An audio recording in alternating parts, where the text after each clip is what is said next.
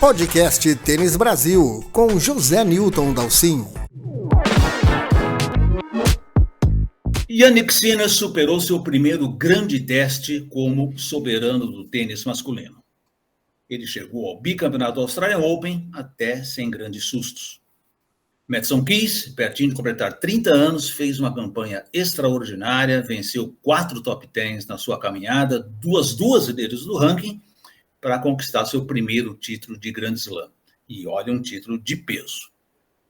Podcast Tênis Brasil desta semana tem que bater um papo, a sua já tradicional mesa de debates que aposta do Grand Slam. E, como sempre, convidamos aqui os jornalistas Alexandre Cossenza e Otávio Maia para debater e discutir os diferentes ângulos deste Happy Slam.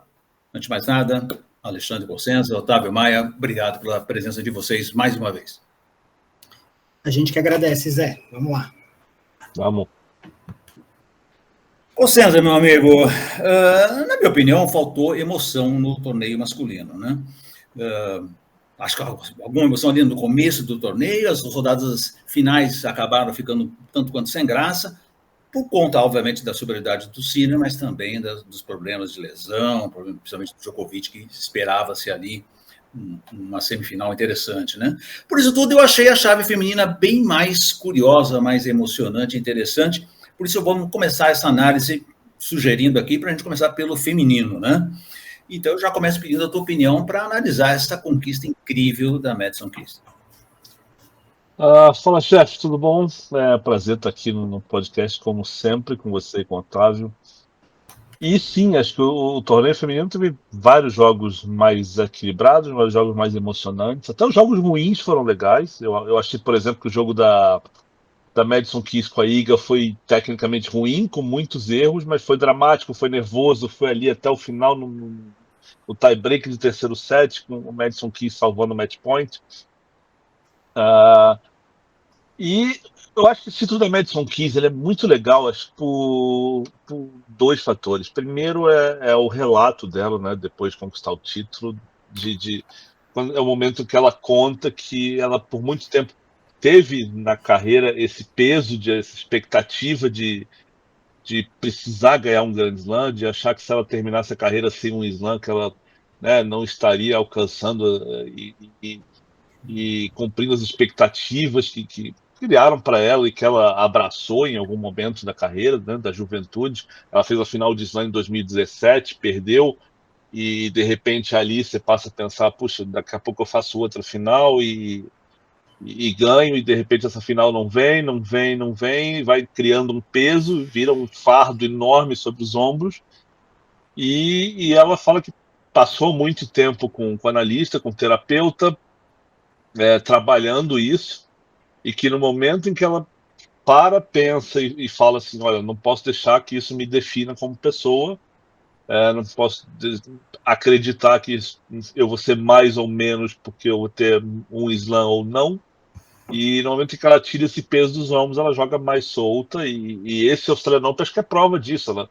Ela vai para as bolas nos momentos mais delicados, tanto no match, no tie-break lá de terceiro set com a Iga, que ela vira depois de perder de 8-7, quanto no terceiro set com a Sabalenka, na final, que ela joga pressionada o terceiro set o tempo todo. Ela saca 0,30 num game, ela saca 0,15 em outro game, tem um game que ela saca em 30 iguais, se não me engano é o sétimo game, que ela acha ali uma devolução que vai no pé dela e ela faz um winner de direita, depois faz outro winner para confirmar o saque.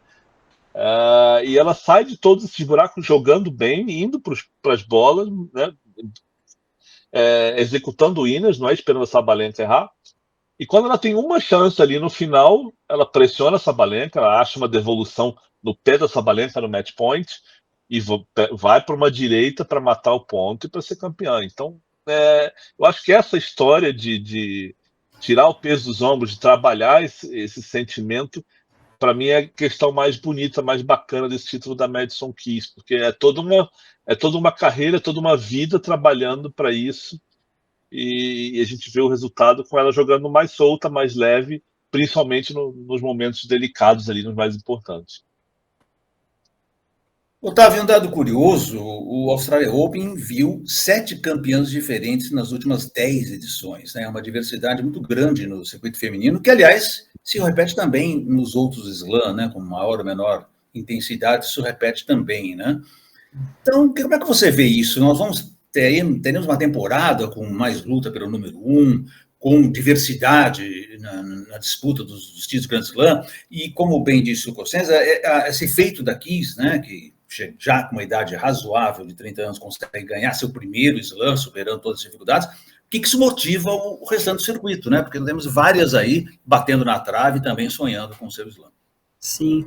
Pois é, Zé. Por muitos anos a gente teve um contraste muito forte entre os circuitos masculino e feminino, né? Enquanto a gente tinha no masculino aquele domínio avassalador do Big Three, no feminino a gente tinha uma dinâmica de reinados muito mais curtos, né? De jogadoras ganhando Grand Slam e saindo um pouco de cena, ganhava um, às vezes dois, e perdia um pouquinho de rendimento. Algumas até abandonaram a carreira de maneira precoce, como foi a Bartoli e tal.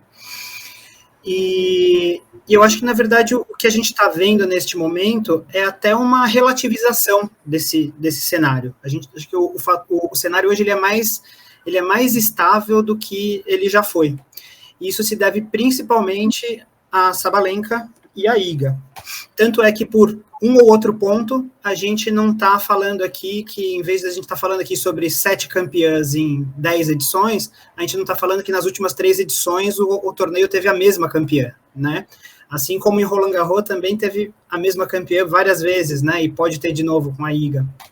Então, eu acho que são duas jogadoras que trouxeram algo novo para o circuito. Algo novo não, mas assim, elas alteraram um pouquinho a dinâmica do circuito, porque elas continuam com rendimento bastante alto, muito competitivas, e a tendência é que elas continuem a dominar o ranking e os principais postos ao longo desse ano. O que eu acho é que, em alguns momentos, outras jogadoras podem subir de desempenho ou aproveitar momentos de fadiga e de queda, como aconteceu com ambas no ano passado, né, para beliscar um título. O que aconteceu com a Madison Keys agora, acho que foi fenomenal, né, não foi uma quebra no reinado da Sabalenka, assim, por vácuo de poder ou por uma atuação muito inconsistente da Sabalenka, mas por uma atuação simplesmente notável, né, da Keys. Vamos lembrar que ela conseguiu uma enorme façanha, que foi ganhar em sequência da Rybakina, da Iga e da Sabalenka de uma vez, né, que eram as 3 consideradas as dominantes do circuito antes da Coco embaralhar um pouquinho a briga. Então, acho que o circuito está bem interessante. A Iga voltou mais forte, né, nesse ano, depois da história do doping, troca de treinador, depois de de um certo respiro na carreira, jogou um pouquinho menos de torneios, está um pouquinho menos cansada, ela voltou forte para esse ano. Não vi grandes evoluções técnicas, mas acho que ela está muito mais intensa do que teve no segundo semestre do ano passado, e quando ela está assim é suficiente para ela incomodar, para ela chegar forte nos principais torneios do circuito. Então acho que ela e a Iga têm bons duelos, ela e a Sabalenka têm bons duelos a fazer ao longo do ano. Lembrando que tivemos aí 2 retornos ao top 10, né, no circuito feminino, da Madison Keys, obviamente, que vai para 7, e da Paula Badosa, que voltou a jogar um tênis muito decente e está de volta ao top 10. Ela que já foi número 2 do mundo, né? No seu auge, número 2 do mundo, uma coisa meio maluca. Ô, Sensa, vamos falar do Jannik Sinner, né? Como se precisássemos falar muito do tênis dele. Um dado que curioso, até que eu esqueci de citar no blog, ele é o 3º homem a não ceder breakpoint numa final de Grand Slam neste século, né? Repetindo o Federer lá no Wimbledon de 2003 e o Nadal no US Open de 2017. E olha que ele enfrentou o número 2 do mundo, né? Não é pouca coisa. Como é que você avaliou, de uma forma geral, a campanha do Sinner? Me impressiona, algumas coisas me impressionam muito no Sinner. Você falou isso dos breakpoints. Ele sacou 9 vezes na partida em 30 iguais ou iguais, né? Ou 40 iguais. E ganhou todos esses 9 pontos. E desses 9, a maioria, eu não lembro o número agora, mas assim, a maioria foi ele indo para as bolas, ele atacando. Ou conseguindo um saque bom, ou forçando um erro do Zverev, ou matando o ponto durante um rally. Isso é impressionante por si só. Agora, o que me assusta um pouco no Sinner é que você pega uma partida dele para ver, e assim, você conta nos dedos quantas bolas dele quicam no T. A consistência que ele tem com o peso de bola, e todas as bolas dele ali é meio metro, 1 metro da linha de base, meio metro, 1 metro, 1 metro e pouquinho. É um negócio assim, indescritível como ele consegue ter essa consistência ao longo de uma partida, de um torneio, de uma temporada. Né? Ele vem de uma temporada que ele perdeu 6 partidas ano passado e começa fazendo um torneio desses. Pode até dizer que a chave dele estava mais fácil, porque o Alcaraz, o Zverev e o Djokovic estavam do outro lado, mas tudo que jogaram para ele deu resposta. Né? O Shelton fez um grande torneio saindo de buracos, jogando bem em pontos importantes, chega na semi ali contra ele e não faz nada, ele quebra o saque do Shelton 6 vezes, como se o saque do Shelton fosse o meu saque, sabe? Banal o que ele faz na devolução do saque do Shelton. Então, assim, e não parece, porque você olha um jogo do Sinner, parece que ele faz tudo muito simples, mas o grau de dificuldade está lá no alto. Só que ele devolve muito bem, com um monte de bola funda. Ele está chegando nas bolas anguladas, no backhand dele, chega deslizando, bate essas bolas todas fundas do outro lado da quadra. Ele não deixa a bola ali sobrando no T para matarem. A direita é funda o tempo todo. Quando ele resolve ir para a paralela funciona, de direita, de esquerda. Ele tem incorporado um pouco mais curtinhas também. Fez isso contra o Zverev. Demais, né? Ontem. Né? E assim, você vai dizer o que do tênis dele? Né? O nível que ele tá, com a consistência que ele tá, e dá até para dizer que o Alcaraz, quando o Alcaraz está no nível máximo dele, ele joga mais que o Sinner. Mas o Alcaraz tem esses dias 2, 3 vezes na temporada. O Sinner está jogando nesse nível 9, 8,5, 9,5, em todas as partidas. Né? Aliás, vou jogar uma pergunta para vocês. Vocês lembram qual foi o último jogo ruim do Sinner? Caramba! Mesmo quando ele perdeu do Alcaraz, ele jogou muito bem, né? Aquela final de Xangai, né? De Pequim. Não, jogou muito bem. Um baita jogo lá, para mim, o melhor jogo do ano.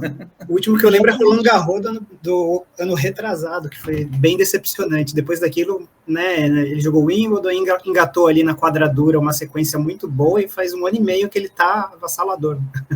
Sim, ele joga o Saibro no passado com problema no quadril. Sim, ele perde um jogo do Rublev e um jogo do Tsitsipas. São, acho que as atuações menos boas dele ano passado. Que eu me lembro de momentos ruins do Sinner foram os 2 sets que ele fez contra o Medvedev na final do Australian Open, que ele perde os 2 primeiros e vira o jogo e é campeão. sim. Então, acho que o pior jogo que eu vi foi um jogo que ele venceu e foi uma final de slam. Então, que eu me lembre. E não tô exagerando. Eu já parei para pensar, já olhei, já fui buscar. Me assusta essa consistência que ele tem, né? E agora já são 21 vitórias seguidas em quadradura em slam. Uma semifinal de Wimbledon, uma semifinal de... Foi quartas de Wimbledon ano passado, né? O semi que ele perde pro Medvedev, eu não lembro agora. Mas uma semifinal de Roland Garros que ele perde pro Alcaraz no 5º set. Então, vai dizer o que dele? Tá muito difícil ganhar dele na quadradura, principalmente, né? Acho que ele é o grande hoje nome, ele vem substituir aí talvez o próprio Djokovic, né? E ele virou o bicho-papão da quadradura, não, Otávio? Exatamente, assim, ele acho que a gente não consegue resumir a superioridade do Sinner a um único fator, né? Nisso ele lembra, de certa maneira, o Big Three tentando conter aqui, né, a ansiedade ou a tentação de fazer comparações com o Big Three, mas no sentido de que Rafa, Roger e Novak, eles tinham uma coisa que saltava aos olhos, é que eles não tinham um único fator de superioridade, eles eram a elite em tudo que eles faziam, né? Então fisicamente eles eram superiores, tecnicamente eles eram superiores, emocionalmente eram superiores, taticamente eles eram superiores em tudo. E o Sinner é basicamente isso, ele é o antifrágil, né? Não interessa se está ventando, se está sol, é muito difícil tirar ele do jogo. Ele entra lá e ele faz o jogo dele de maneira avassaladora, um jogo razoavelmente simples, no sentido de que ele não precisa fazer grandes piruetas e fogos de artifício para criar superioridade, para machucar o adversário. É um jogo que a gente já sabe como vai ser, ele entra, faz e é muito eficaz. E tá muito difícil de desestabilizar o Sinner, né? Então, acho que, embora muita gente não, mas alguns analistas se mostrassem preocupados com o fato de, depois de um primeiro ano tão espetacular e dominante, agora ele ter que lidar com o fator de defender, repetir os resultados, etc., e que outros que passaram por este mesmo momento apresentaram alguma queda de performance, ele parece não sentir absolutamente nada, né? Ele é frio, parece que ele é intocável e segue exatamente como no ano passado. Antes até a gente falar do Zverev, vou pedir para o Otávio falar um pouquinho do Zverev, eu acho que é legal porque você tocou bem nesse assunto, na questão do Carlos Alcaraz. Principalmente em relação ao Sinner, né? Se a gente pensar com relação... O Alcaraz, eu continuo vendo ele muito, muito perdido em determinados momentos, inclusive taticamente no jogo. A exibição do Djokovic foi um terror. O Djokovic fez tudo certinho, mas a exibição do lado do Alcaraz foi um terror. Mas ele é o cara que ganhou do Sinner o tempo todo no ano passado. Só vai perder aquela exibição na Arábia, né? Então é uma dicotomia muito interessante. E como é que você avalia essa questão do Alcaraz? Tá precisando mexer em quê? Em técnica, em tática, em cabeça, em técnico? O que vai acontecer com o Alcaraz? Assim, acho que o Alcaraz, talvez o torneio tenha enviado uma mensagem mais dura para o Alcaraz do que para qualquer outro tenista, né? O Zverev perdeu a terceira final de slam, mas acho que ele nunca teve tão maduro, tão experiente, com um forehand tão agressivo, jogando como número 2 de fato, e tá pronto para qualquer buraco ele ganhar o seu primeiro slam. O Djokovic voltou a jogar, né, um tênis exuberante. Agora, o Sinner, a gente já falou, agora o Alcaraz, ele saiu com uma sensação, acho que muito difícil, assim, muito dura para ele, porque ele ganhou o primeiro set contra o Djokovic, e depois ele perdeu 3 sets seguidos, 6-4, 6-3, 6-4, assim, né, certo domínio no jogo, desde a partir do segundo set para o sérvio. Um adversário espetacular, mas assim, um adversário contra quem, 3 anos atrás, quando ele era novo, inexperiente, e o próprio Djokovic tinha mais vigor físico, tinha mais até apetite, ele parecia que ele conseguia lidar melhor com o Djokovic naquela época do que agora. O que quer dizer que talvez o sérvio tenha aprendido a lidar melhor com o espanhol do que o contrário. Isso deve ser muito frustrante, pensar que ele ganhou o Wimbledon pela segunda vez no ano passado contra o sérvio, e depois fez dois jogos capitais contra o Djokovic e perdeu os dois, e com um certo domínio do sérvio. Então, por mais que fazer quartas, ele ainda seja muito jovem, fazer quartas de final no Australian Open não seja nenhum resultado trágico, eu acho que tem uma mensagem dura, assim, tem um sabor muito amargo para o Carlos esse torneio. Por outro lado, acho que vai fazer ele se mexer, né? Ele já tem tentado mexer no saque, acho que ele sabe o que ele tem que fazer para mudar. E por ser tão jovem, acho que a gente ainda não viu o salto de qualidade final que ele vai dar na carreira, pelo menos similar ao que o Sinner já deu.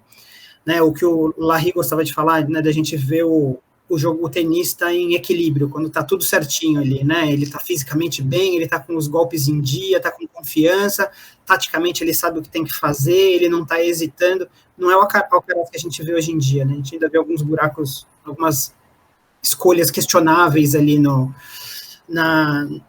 shot selection, a gente vê algumas vulnerabilidades, e talvez aí em mais algum tempo, uns 2 anos, 2, 3 anos, a gente veja um Alcaraz mais perto do equilíbrio do que a gente vê agora.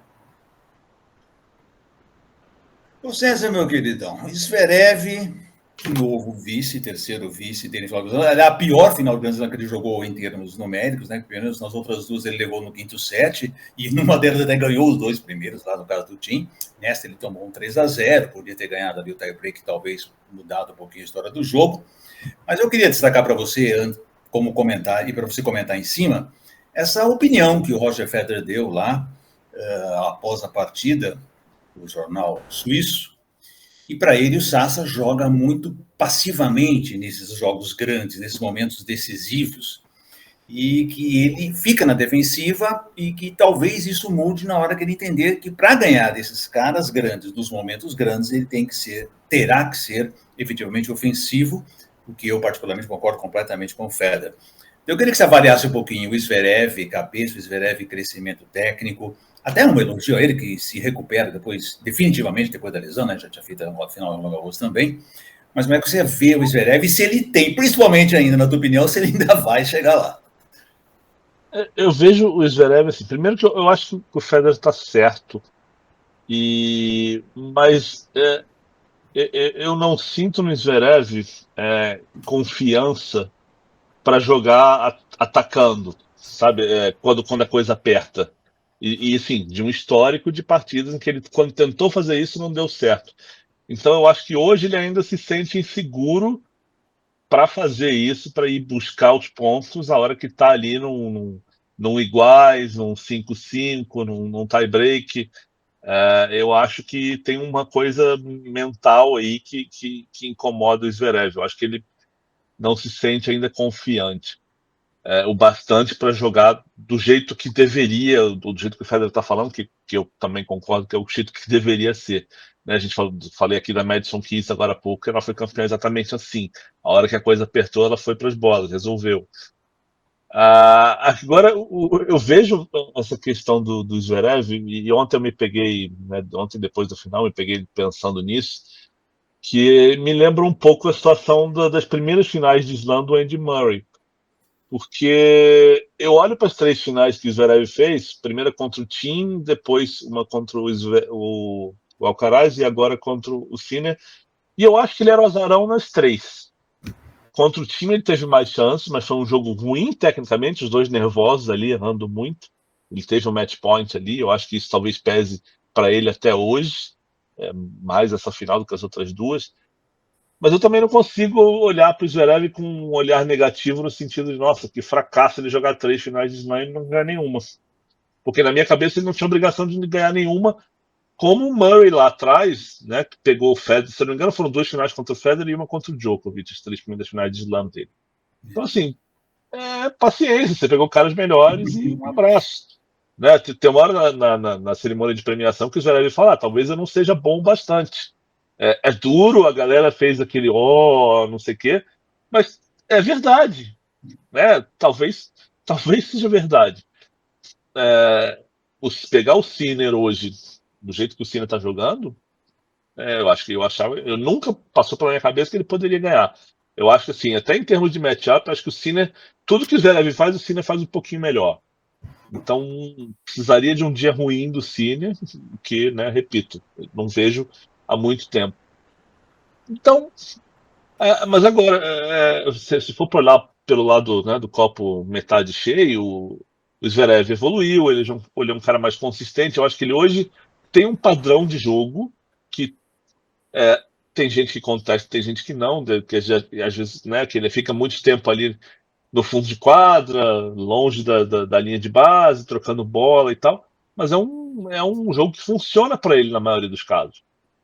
Só que talvez seja justamente a questão que a gente está debatendo aqui. Vai funcionar na maioria dos casos, mas quando chegar ali na reta, não sei, né? Se isso um dia vai ser o bastante. Mal comparando aqui, a gente pode lembrar quanto tempo a Caroline Wozniacki levou para ganhar um slam. Porque ela chegava ali trocando bola, empurrando bola, e ficava ali, e ganhava a primeira rodada, segunda rodada, terceira. Quando chegava na segunda semana, que ela pegava tenistas de alto nível e todas em boa forma, ela perdia, né? Perdia nas quartas, na semi. Né? E teve uma dificuldade, porque o jogo confortável para ela não bastava para ganhar um slam. E talvez a situação do Zverev seja essa, sabe? O jogo que ele gosta de fazer, que é o que está na zona de conforto, que permite ele hoje chegar numa semifinal, umas quartas de final de Slam, sem correr riscos, que foi o que aconteceu nessa Australian Open, talvez esse jogo não seja o suficiente para fazer ele passar essa barreira, esse obstáculo e levantar uma taça. Otávio, o Constância deu uma boa ideia aqui, né? Já que não se sabe se o Andy Murray vai continuar com o Djokovic, o Zverev podia contratar o Andy Murray, né? Aproveitar o embalo que ele fez sua estreia de treinador em Grand Slam e quem sabe ele deu os caminhos, né? Que ali com o Murray, o Lendl também perdeu as 3 primeiras finais, nós tivemos aí alguns grandes jogadores na história que aconteceu isso. Como é que você viu, aliás, essa parceria do Murray com o Djokovic? E me fala um pouquinho do que você está esperando do Djokovic. Eu até fiquei surpreso, acho que o nível dele foi muito bom no torneio, até a contusão, até a lesão da Nico Alcaraz, que ele consegue ainda ganhar o jogo, porque ele tem um mental absurdamente fora do padrão. Mas eu vi até tecnicamente o Djokovic bem, né? Fica a questão física aí de dúvida. Me fala. Inclusive, acho que essa parceria do Djoko com o Murray é uma das histórias mais legais, né, do circuito nos últimos tempos. Puxa vida, o que pode ser mais atrativo e divertido do que isso, né? Uma forma da gente rever o Big Three, inclusive, já tinha até a gente falando, poxa, finalmente o Murray vai ganhar o 4º slam dele e tal, né, antes do Djokovic abandonar e tal. Enfim. Finalmente vai ganhar da Austrália, né? Exato, também. Assim, é muito legal, adiciona um nível de interesse ao jogo que era, assim, de um lugar onde a gente não esperava, né? Foi muito legal. Agora, o jogo começou a temporada ainda um pouquinho devagar, perdendo aquele jogo para o Opelka, né, na preparação, mas ainda assim acho que é o resultado da Austrália tem aquele sabor agridoce, né, pro Novak, né? Por um lado, ele mostra que continua completamente capaz de jogar no melhor nível dele, inclusive de superar os melhores jogadores do mundo 2 décadas mais novos. E, por outro lado, fica evidente que ele vai ficando cada vez mais vulnerável fisicamente, que ele vai sendo cada vez mais assolado por contusões, e que quanto mais os adversários conseguirem desgastar ele nas primeiras rodadas, enfim, mais complicado vai ser para ele fechar o torneio, né, as rodadas finais nos torneios de Grand Slam.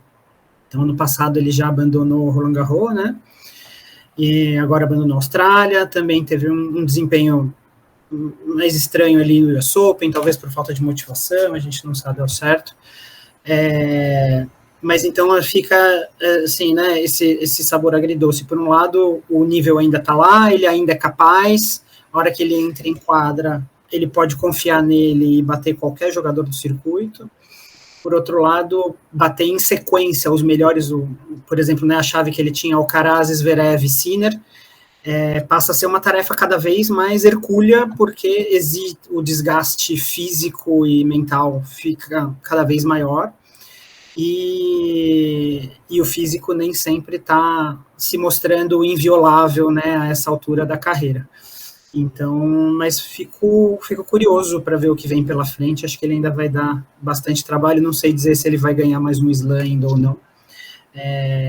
Acho que ele tem chances, mas eu não escreveria em pedra, não. Acho que está bem aberto.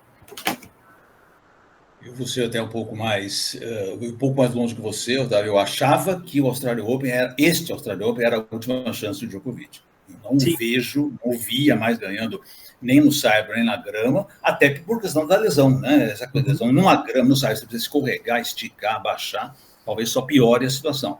Enfim, e joelho, né? Que também dele já operado. Enfim, vamos ver o que acontece. Cossenza, eu quero que você fale muito para mim sobre a nova geração. E fez um papel magnífico nesse Australian Open. Ganhou, né? Eliminou o tênis russo, aquele tênis quadradão, o tênis russo. O João Fonseca, aquela extraordinária atuação, 3-0 no Rublev. O Rublev não viu a cor da bola, e olha que o Rublev não vê a cor da bola, não é nada fácil. O Tim faz aquela exibição incrível com o Medvedev, mudando a posição de saque, foi esperar saque lá na direita, abrindo todo o lado para o Medvedev, mexeu com a cabeça do russo, que é uma coisa dificílima de se fazer, né?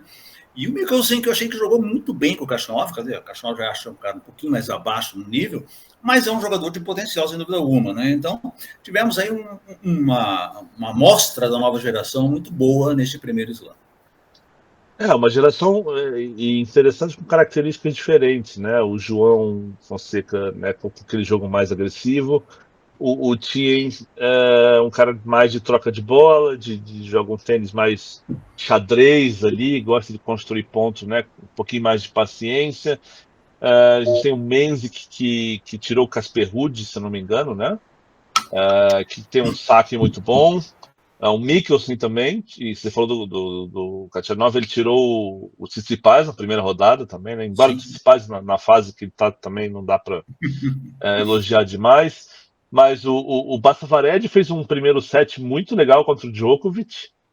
Enquanto ele aguentou fisicamente, o jogo foi muito interessante. Parecia até que ele podia alongar um pouquinho a partida, mas com 19 anos, se aguentar a troca de bola com o Djokovic ali não é fácil, e ele não aguentou. Então, assim, ainda tem o Jun Shenchang, que não fez muita coisa no Australian Open, mas é um cara que está aí, é 54 do mundo hoje. O Arthur Fils, que é 19 do mundo.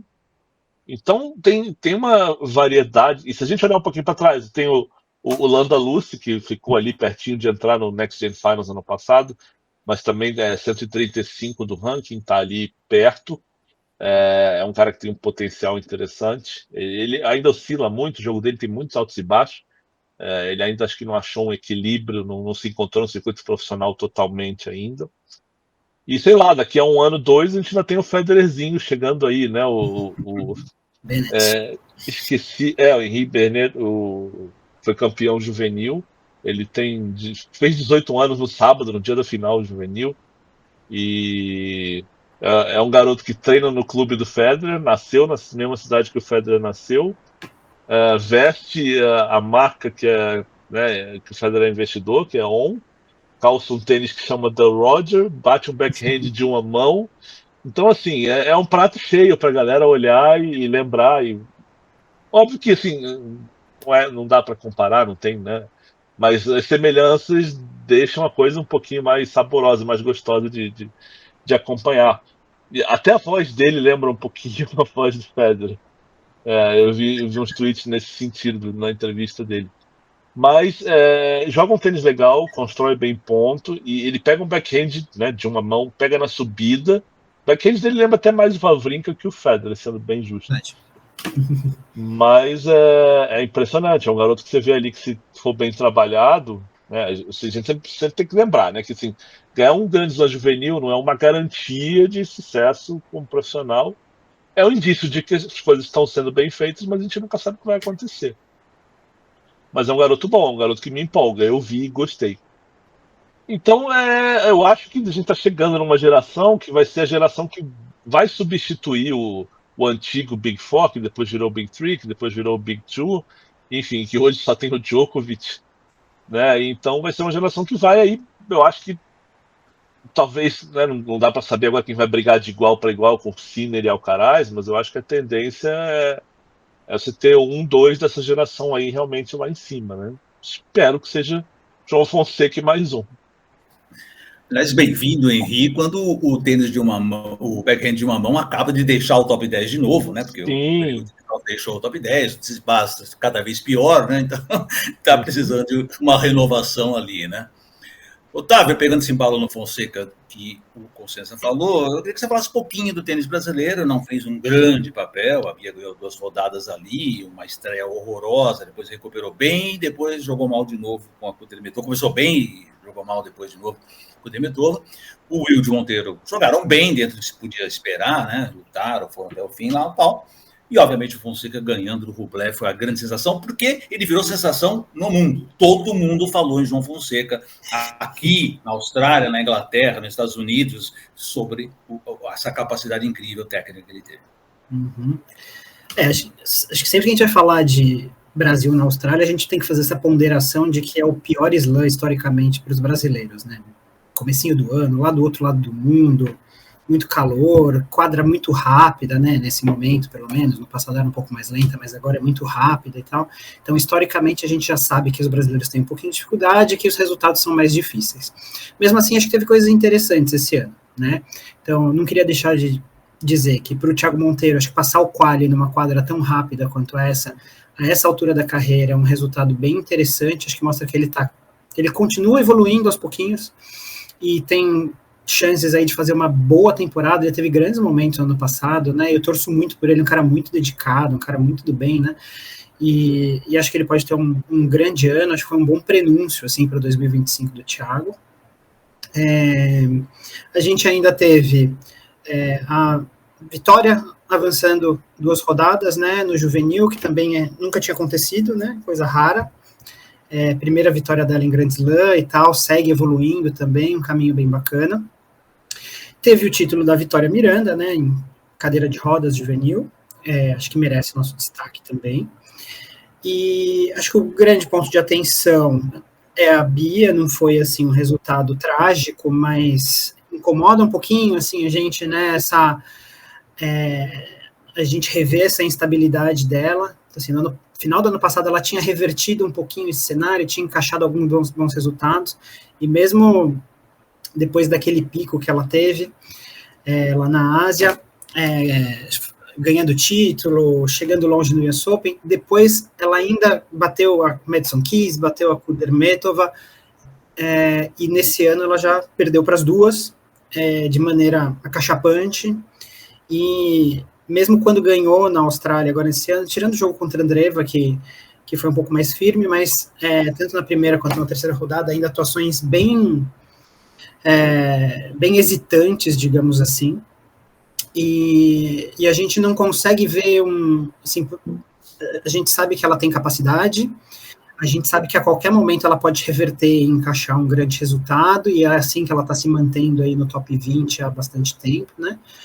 Mas é sempre com um pouquinho de emoção e um pouquinho sofrido, porque ela não mostra um caminho claro, né, assim, ela não tem uma tendência clara de evolução, nem técnica, nem de resultados, ela vai oscilando, atuações muito hesitantes, e aí, de repente, ela encaixa alguns resultados que compensam e garantem ali uma pontuação boa para o ano, mas é difícil traçar uma trajetória, assim, para saber o que vai acontecer com a Bia esse ano, porque ela não dá essa clareza para a gente.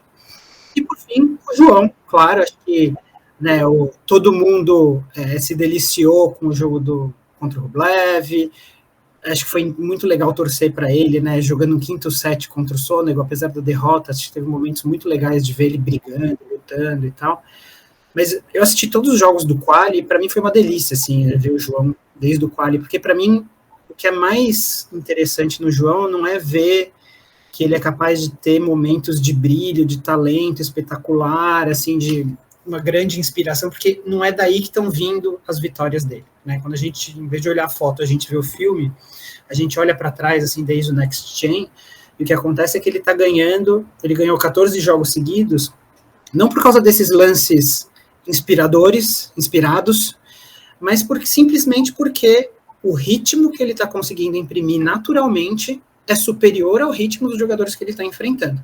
As oportunidades iam surgindo naturalmente, ele não estava nem sequer perdendo set, nem indo a tie-break, ele estava simplesmente obliterando os adversários, né? Assim, a superioridade dele ia se impondo com muita naturalidade. Então, assim, eu fico mais confiante quando acontece dessa maneira, porque parece mais replicável, digamos assim, né? Então, vamos ver como é que ele se dá na volta ao Saibro, a partir do mês que vem, mas foi muito legal ver esse estouro do João, curtir essa evolução dele, ver o mundo se derretendo pelo João, e eu, pelo menos, mais do que empolgado com os lances brilhantes, eu fico, assim, muito confiante com esse ritmo avassalador que ele consegue imprimir naturalmente. Acho que naturalmente, para mim, é a palavra-chave aí, que é o que traz mais confiança. Para a gente encerrar, o Australian Open bateu mais uma vez o recorde absoluto de público, mais de 1.200.000 pessoas foram ver lá. Acho que é o torneio que entendeu a importância do qualifying dentro do evento, né, colocando muito mais gente lá, e acrescentou um dia desde o ano passado no evento, então agora ele tem um torneio de 15 dias mais o quali, então 1.200.000 pessoas é um número expressivo, recorde absoluto do tênis, mas ao mesmo tempo nós tivemos aí críticas ao comportamento do público, várias, frente àquela questão do Djokovic ali quando ele abandonou, e outros comportamentos, outras interferências em partidas, e tivemos também as críticas dos jogadores em relação às entrevistas de quadra, as entrevistas na sala de imprensa oficial, picantes, mal colocadas, piadas sem graça. Então, houve ali uma série de polêmicas em relação ao comportamento de público e da imprensa ou dos contratados ali do campeonato. Eu queria saber de vocês até que vocês acham que isso é um sinal dos tempos e se já está na hora de se tomar alguma medida, aí no caso a ITF em relação aos grandes Slam ou a ATP e WTA em relação aos outros torneios. Assim, tem uma coisa que é peculiar do Australian Open, que eu acho que assim, entre os 4 slams é onde o pessoal mais bebe, vamos falar aqui com todas as palavras. A quantidade de consumo alcoólico lá é alta, o pessoal é forte lá. Mas quando chega sessão noturna, 8 horas da noite, 9 horas da noite, você pega o pessoal que chegou lá 2 da tarde, 3, e tá lá esse tempo todo, sempre tem aquele bobão que vai querer aparecer, vai esperar que todo mundo tá quieto, então eu vou aparecer agora, vou dar um grito sozinho. Tem sempre um babaca. Né? Acontece nos outros slams também. Acho que na Austrália talvez seja um pouquinho pior nesse sentido, porque acho que o consumo lá é realmente maior do que nos outros.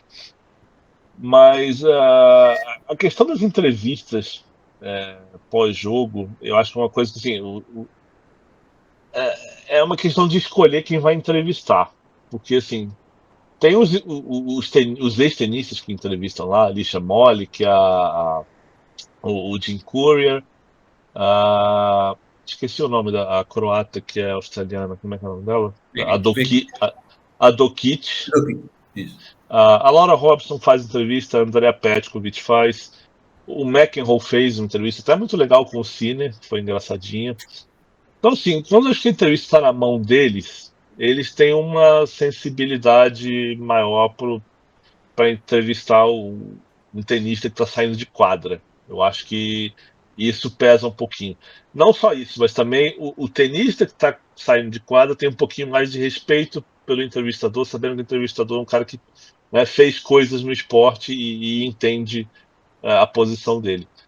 Quando pega um cara que é menos conhecido, nunca viu ali, e o cara quer fazer uma gracinha, aí eu acho que tem uma certa estranheza, e se a pergunta sair do básico, tem tenista que não gosta. Foi o caso do Shelton ali. Então é delicado, né?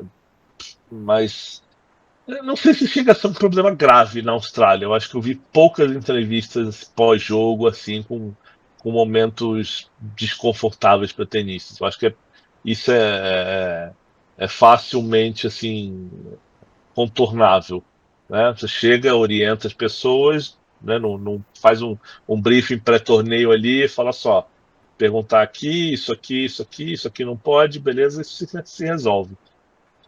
Agora, a questão do Djokovic lá com o jornalista, esqueci qual é o nome dele, é o que? Jones? Eu não lembro o nome dele agora. Que fez aquela piada sem graça ali com os torcedores sérvios. Eu achei assim que os dois erraram, para ser bem sincero. Porque o jornalista foi fazer uma piada que pegou muito mal, o Djokovic foi tomar as dores, só que eu acho que assim, a maneira que ele escolheu para chamar a atenção para o incidente, eu acho que acabou sendo indo além do que ele queria, porque tudo bem, ele não vou dar entrevista aqui porque o cara era do Canal 9 e o Canal 9 é o que conduz entrevista pós-jogo. Mas quando ele resolve não dar entrevista, ele está punindo os torcedores dele no mundo inteiro, que não tem nada a ver com o episódio. Ele está punindo todos os caras que pagaram ingresso na Rod Laver e queriam vir 2 minutos dele falando depois do jogo. Sabe, ele está punindo gente que não tem nada a ver com a história, gente que gosta dele, que só que estava esperando ali para ouvir ele falar 3 minutinhos. Então eu achei que passou do ponto ali. Ele podia, por exemplo, ter aberto a entrevista falando, olha, não gostei do que esse cidadão fez aqui, queria falar, quero defender minha torcida, não sei o que, não sei o que. Podia ter aberto a entrevista assim e depois falava, né, sobre outros assuntos. Achei que ele escolheu mal a maneira de lidar com a coisa, né? Por sorte, foi um negócio que não durou muito. O jornalista pediu desculpa, ele aceitou. E no jogo seguinte, depois do Alcaraz, ele já estava dando entrevista normalmente. Eu não estou tirando a razão dele de estar chateado, puto com o cara, mas não gostei de como ele reagiu também. Algo a acrescentar, Otávio? Eu só diria que acho que eu separaria entre duas coisas aí, né? O que é responsabilização institucional e aquilo que é do público. Né? No institucional, você faz escolhas de quem vai fazer as entrevistas e qual o direcionamento dessas entrevistas. E aí acho que existe um sinal dos tempos, que é a necessidade de o jornalismo parecer entretenimento e parecer menos uma notícia e mais um meme de rede social. E nem sempre as pessoas estão preparadas para fazer isso e nem sempre dá certo, nem sempre estão inspiradas para fazer isso. Então, às vezes é muito legal e às vezes tem uns efeitos colaterais, acho que foi o que aconteceu, acho que ficam aprendizados para o ano que vem, para ser mais cuidadoso, para entender melhor o lado dos jogadores, mas é isso, sem grandes dramas.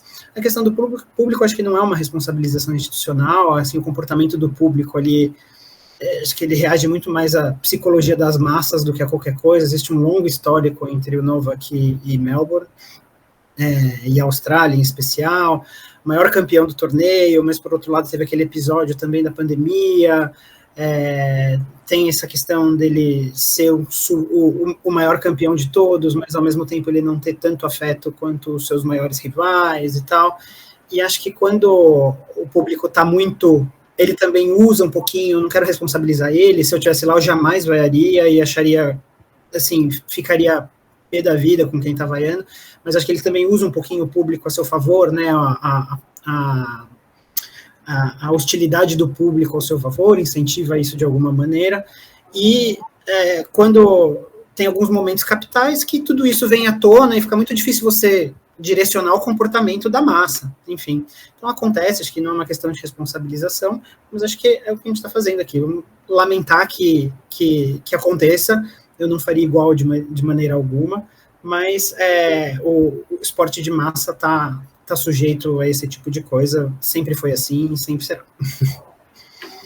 Alexandre Cossenza, Otávio Maia, quero agradecer demais a presença de vocês mais uma vez nessa debate final de Grand Slam, e vou já convidá-los para estarmos aqui juntos em Roland Garros, após Roland Garros, para avaliarmos, quem sabe aí já tendo um brasileiro chegando bem mais lá na frente, tudo der certo. Obrigado, um grande abraço para vocês. Valeu, Zé, obrigado. Obrigado, chefe, obrigado, Otávio. Estamos nas ordens aqui. Abraço. Abraço. Podcast Tênis Brasil, com José Newton Dalcin.